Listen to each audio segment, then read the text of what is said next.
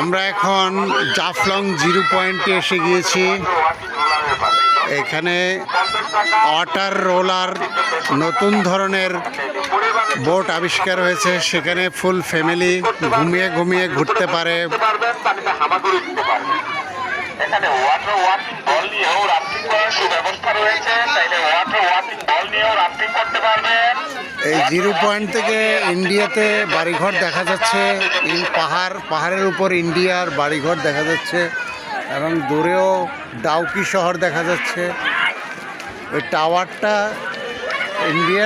ইন্ডিয়ার টাওয়ার দেখা যাচ্ছে সম্ভবত। এটা ইন্ডিয়ান এয়ারটেল মোবাইলের টাওয়ার। এখানে হাজার হাজার লোক, কক্সবাজারের মতো সি বিচ মনে হচ্ছে এটাকে। এটা হলো 0 পয়েন্ট। এটা হলো একটি নদীর একাংশ যেটা জাফলং থেকে সারি নদীতে যে মিলিত হয়েছে।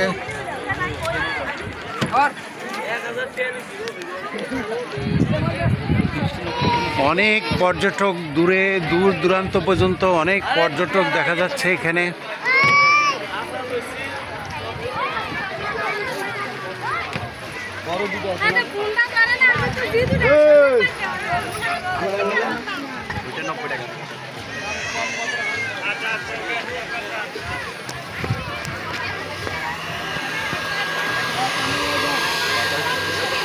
এই নৌকাগুলো বাতাস দিয়ে ফুলানো হয় এবং তারপর পানিতে ছেড়ে দেওয়া হয়।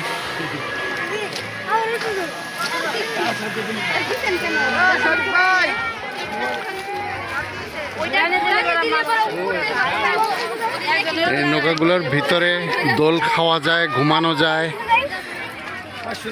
ঘুরতে ঘুরতে এই নৌকাগুলো পানিতে বিচরণ করে। এই জনপ্রতি কত? জনপ্রতি 50 টাকা, জনপ্রতি 50 টাকা এটা। আর গোলগুলো একা উঠে সেগুলো 100 টাকা। আর এখানে ফুল ফ্যামিলি উঠা যায় প্রতি জনপ্রতি 50 টাকা।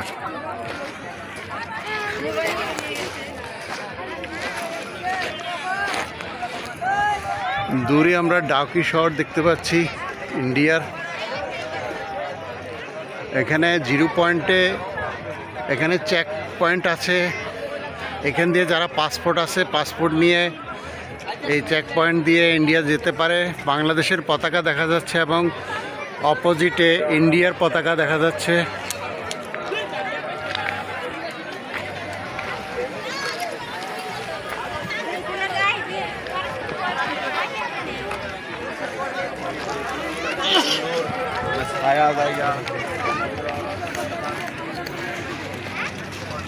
নদীতে ভেসে আসা পাথরের স্তূপ,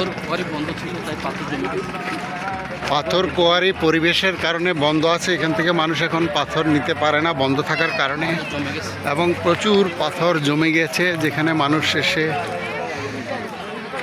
ভ্রমণ করতে আসে, চিত্ত বিনোদনের জন্য আসে।